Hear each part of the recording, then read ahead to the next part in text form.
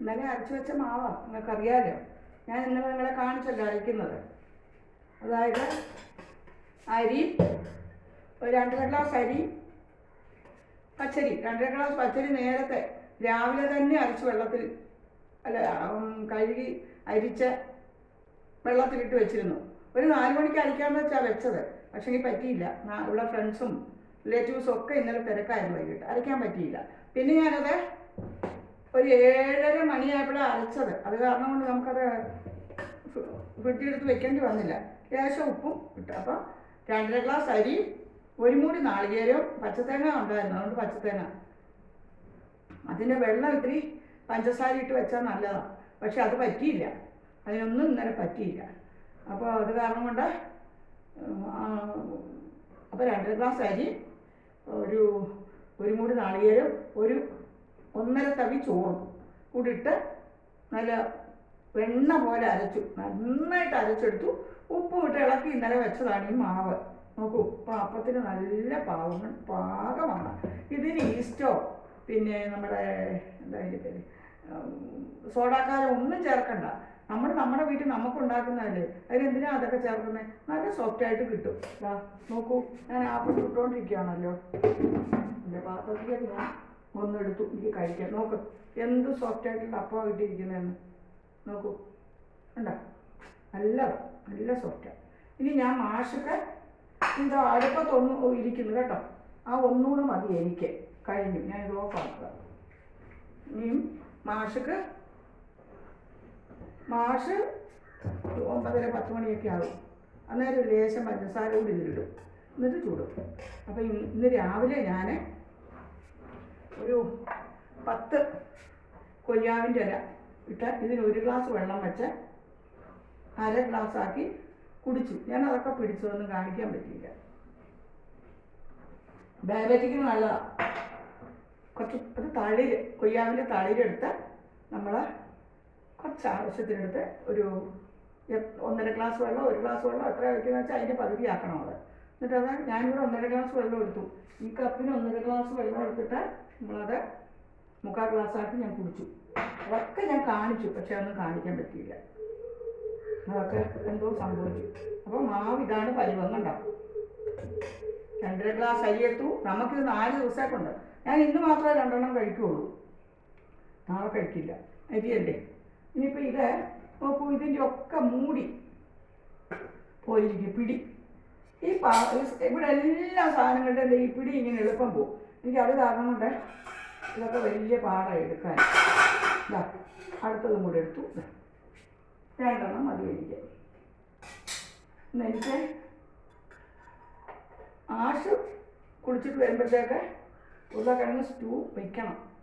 2 ഉരുളക്കിഴങ്ങ് എടുത്ത് പെട്ടെന്ന് തോല് കളഞ്ഞ് ഒരുപാട് ചെറിയ കഷ്ണമാക്കിയത് അത്യാവശ്യം വലിപ്പത്തിലുള്ള കഷ്ണമാക്കി, പിന്നെ 1 കഷ്ണം ഇഞ്ചി, ആവശ്യത്തിനുള്ള വെള്ളം ഒഴിച്ച് മഞ്ഞൾപ്പൊടി ഇട്ട് 1 വെല്ലുള്ളിയും കൂടെ അരിഞ്ഞിട്ട് അടുപ്പത്ത് വെച്ച് കുക്കറിൽ 2 സ്റ്റീം വന്നാൽ പിന്നെ അതിനെ ഉടച്ചെടുത്ത്, ഉപ്പൊക്കെ ഒന്ന് നോക്കണം കേട്ടോ, ഉടച്ചെടുത്ത് കറിവേപ്പിലയും നുള്ളിയിട്ട് ഇത്തിരി പച്ചവെളിച്ചെണ്ണ ഒഴിച്ചാൽ നല്ല സ്റ്റൂ ആകും കേട്ടോ. രാവിലെ ഇങ്ങനെ വല്ലപ്പോഴൊക്കെ നിങ്ങൾ രാവിലെ ഇങ്ങനെ ചെയ്യും, നല്ലതാണ്. അപ്പോൾ ഇനിയിപ്പോൾ ബാക്കി ഞാൻ പിന്നെ ചൂടാം. ഇതിനകത്ത് ഇത്തിരി പഞ്ചസാരയാക്കും. ഇന്ന് ഞാൻ ആഗ്രഹത്തിന് നമ്മൾ ഉണ്ടാക്കിയതല്ലേ, അപ്പോൾ ഒന്ന് കഴിക്കാമെന്ന് വെച്ചതാണ്. ഇനി ഇത് പഞ്ചസാര ഇട്ട് അവിടെ വെച്ച് ഒന്നുകൂടെ സോഫ്റ്റ് ആകും.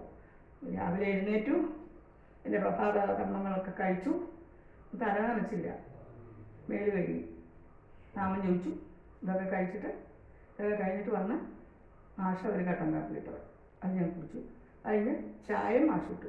പക്ഷെ ഞാനത് കുടിച്ചില്ല. ഞാൻ എൻ്റെ കൊയ്യാവിലയുടെ ചായയാണ് കുടിച്ചത്. അതിന് ശേഷമാണ് അപ്പം ഉണ്ടാക്കാൻ തുടങ്ങിയത്. ഇനി ഇൻസുലിൻ എടുക്കണം, ഈ അപ്പം കഴിക്കണം. അത് ഇഡ്ലിപ്പൊടി ഇരിപ്പുണ്ട്, അതിലിത്തിരി എണ്ണ ഒഴിച്ചിട്ട് ഇഡ്ലിപ്പൊടി എണ്ണ ഒഴിച്ച് വെച്ചിട്ടുണ്ട്, അത് മതി. അപ്പം ഞാനിനി ബാക്കി കാര്യങ്ങളൊക്കെ നിങ്ങളോട് പറയാം.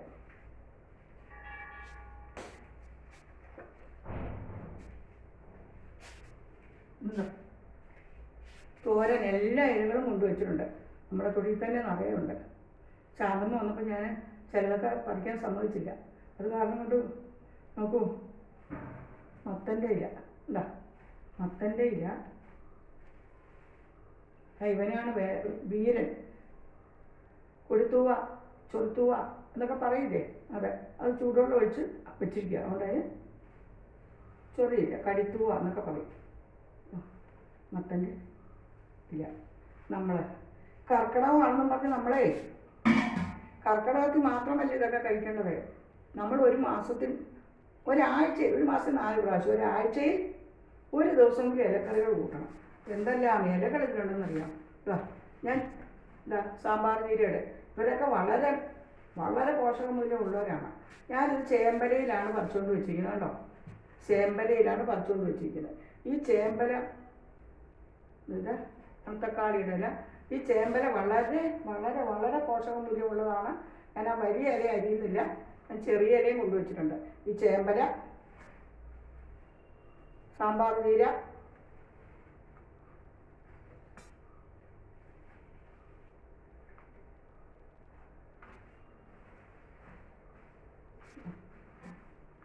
തക്കാളി ചീര. തക്കാളി കായക്കേണ്ട, അത് പൊട്ടിക്കാൻ മനസ്സില്ലായിരുന്നു, എന്നാലും പൊട്ടിച്ചു. മത്തൻ്റെ ഇല. ഇതാണ് കേമൻ, നമ്മൾ ഉപേക്ഷിച്ചിട്ടിരിക്കുന്നതാണ്. പണ്ട് കാലത്ത് എന്നും നമുക്ക് ആവശ്യമായിരുന്നു മഷിത്തണ്ട്. പണ്ട് കാലത്ത് നമുക്ക് എന്നും ആവശ്യമായിരുന്നു മഷിത്തണ്ട്. എല്ലാ കുട്ടികളും ഓരോ കെട്ടും കൊണ്ടാണ് പോകുന്നത്. തെറ്റിക്കുന്നത് മുഴുവൻ മായ്ച്ച് കളയണമല്ലോ, ടീച്ചറെ നടി കൊള്ളാതെ രക്ഷപ്പെടണമല്ലോ. അതുകൊണ്ട് ഈ മഷിത്തണ്ട് തോരൻ വെച്ചാൽ വളരെ ശ്രേഷ്ഠമാണ്. ഇതെല്ലാം പോഷക ഗുണമുള്ള ഇലകളാണ്. നിങ്ങൾ കണ്ടല്ലോ. ഇനി അടുത്ത ആൾക്കാർ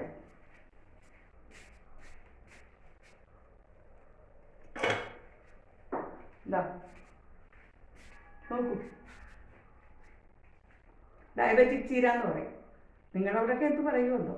ഇതാ മുരിങ്ങേര തള്ളീര് എടുത്തുകൊണ്ടുവന്നു. ഇത്രയും സാധനങ്ങൾ കൊണ്ടുള്ള തോരനാണ് ഉച്ചയ്ക്ക്. ആ തോരൻ വെച്ചിട്ട് ഞാൻ നിങ്ങളെ കാണിക്കാം കേട്ടോ. അപ്പോൾ ചേമ്പലയിൽ തന്നെ പറിച്ചുകൊണ്ട് വന്നു. ഇത് മൊത്തം കഴുകി വാരി വെച്ചിരിക്കുന്നതാണ്. ഇത് സമൂലം അങ്ങോട്ട് അരിയും. എന്നിട്ട് നമ്മുടെ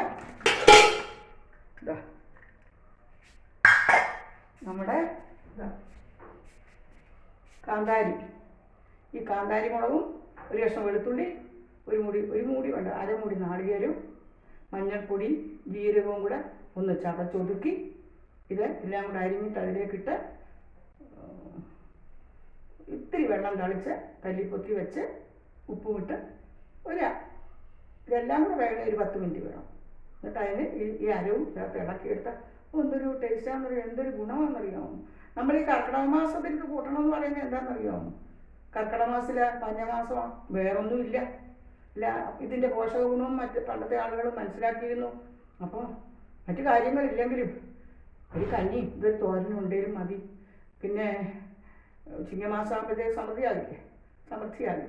കർക്കിടകത്തിൽ നമുക്ക് ഭക്ഷണ സാധനങ്ങൾ കുറവുള്ള ഒരു കാലഘട്ടമല്ലേ, പഞ്ഞക്കർക്കിടകമെന്നല്ലേ പറയുന്നത്. അപ്പോൾ ഇതെല്ലാം കൊണ്ടാണ് മനുഷ്യൻ കഴിഞ്ഞു കൂടിയിരുന്നത്. അപ്പോൾ അതിൻ്റെ പോഷകവും അവർ മനസ്സിലാക്കിയിരുന്നു. മറ്റു വസ്തുക്കളില്ലെങ്കിൽ ഇതൊരു തോരൻ വെച്ചാൽ തോരൻ മാത്രം തിന്നാലും ഒരു നേരം കഴിഞ്ഞുകൂടാ. അതാണ്. അപ്പോൾ അത് ഞാൻ പിന്നീട് നിങ്ങളെ ഉണ്ടാക്കി കാണിക്കാം കേട്ടോ.